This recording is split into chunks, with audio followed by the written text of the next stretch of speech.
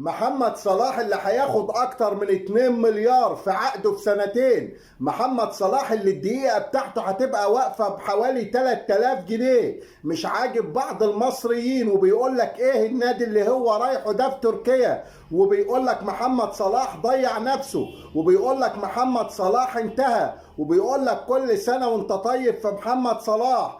انتوا حضراتكم ليكوا في الكوره؟ انتوا حضراتكم بتفهموا كوره؟ انتوا حضراتكم عارفين ان محمد صلاح خلاص داخل في ال 35 سنه واحتفل بعيد ميلاده ال 34 من فتره؟ انتوا حضراتكم عارفين ان الجناح بيكون له ادوار في الملعب بتختلف حسب سنه، واللي يقدر يعمله في سن ال 25 غير في سن ال 30 غير وهو داخل على ال 35. ولازم اختياراته في العقد اللي جاي له او في العرض اللي جاي له يكون مناسب لسنه عشان ما ينكشفش قدام العالم، عشان يقدر يؤدي الاداء المناسب لسنه، عشان يظهر بالشكل المناسب في الملعب، عشان يبقى هو محمد صلاح اللي كنت بتشوفوه خلال ال10 سنين اللي فاتت.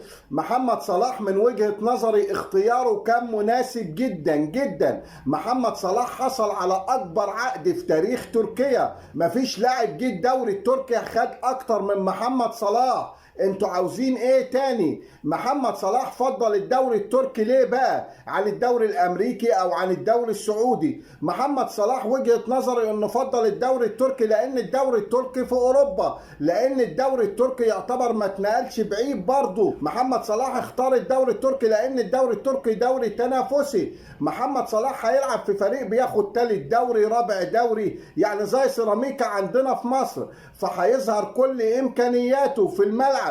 فالملعب هيكون مفتوح لان معظم الفرق اللي هتلعبه هتكون بتهاجم، فمحمد صلاح هيكون له مساحات كبيرة في الملعب، هيقدر يثبت وجوده.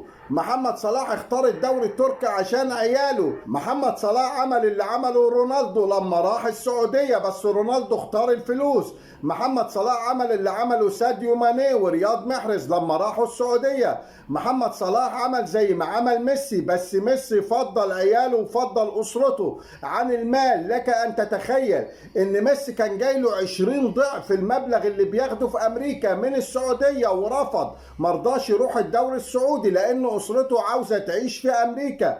محمد صلاح عمل اللي عمله أكتر من لاعب لما بيتعدى 33 34 سنة. اللعيبة اللي بمستوى عالي دولت بيكونوا لعيبة أذكياء. خلاص أنا مش هقدر أأدي في المنافسات القوية جدا، في المنافسات الشرسة، في دوري أسباني، في دوري الإنجليزي، لا خلاص الموضوع هيبقى صعب عليا، فبختار العرض المناسب ليا والمناسب لسني واللي أقدر أظهر فيه بشكل كويس. عشان كده محمد صلاح اختار تركيا. محمد صلاح عاوز يستمر في أوروبا فما راحش السعودية ورفض أكتر من عرض من السعودية. محمد صلاح مرضاش يروح أمريكا، هو فضل تركيا. دي حرية شخصية ليه ولأسرته، حابين يعيشوا في تركيا. وبسم الله ما شاء الله على العرض 2 مليار بقول لكم وشوية ملايين في سنتين. بقول لكم الدقيقة بتاعته داخلة في 3000 جنيه، يعني كل 60 ثانية لمحمد صلاح في عقده السنتين ب 3000 جنيه. والناس هنا في مصر بيقول لك ده ضيع نفسه. ضيع نفسه ايه بس يا جماعة؟